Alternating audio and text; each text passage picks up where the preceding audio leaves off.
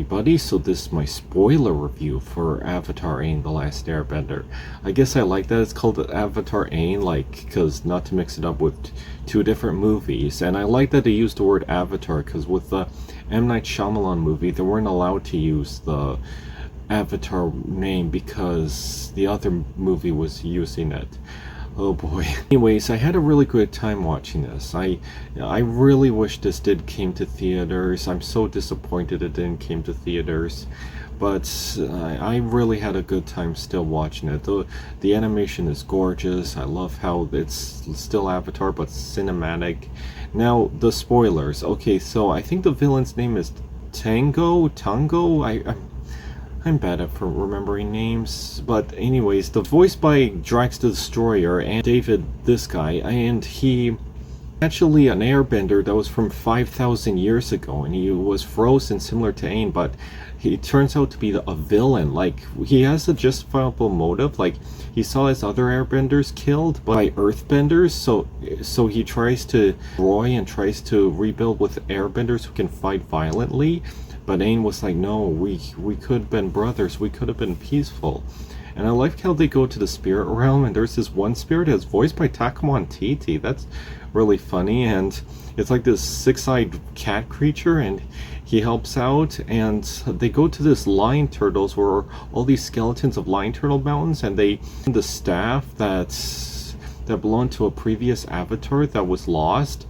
And she was like an airbender and she was responsible for creating the airbenders, and it was so cool, and I love how they animate everything, and the action was suspenseful. And again, you don't see Suki or Iroh, they're there in the credits or cameo roles, but anyways, I still had a good time with the characters we saw. I like Katara's character, and I love that they're a couple, and Katara, and it's so sweet and tough. She's always a lot of fun, and she really kicks butt, and I like the action, and Sokka's a lot of fun in this, and he builds a bike that can fly. That's pretty funny.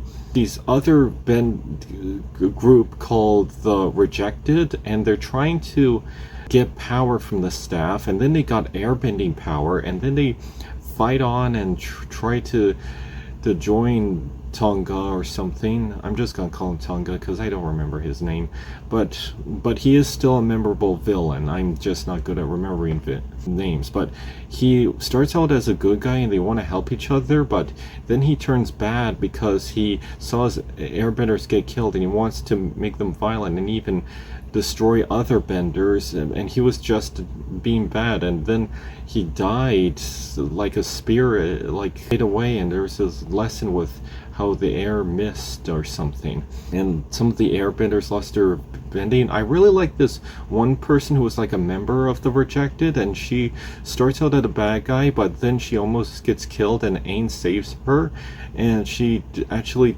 does good and used the airbending for good, and then at the end she becomes an air nomad, the acolyte.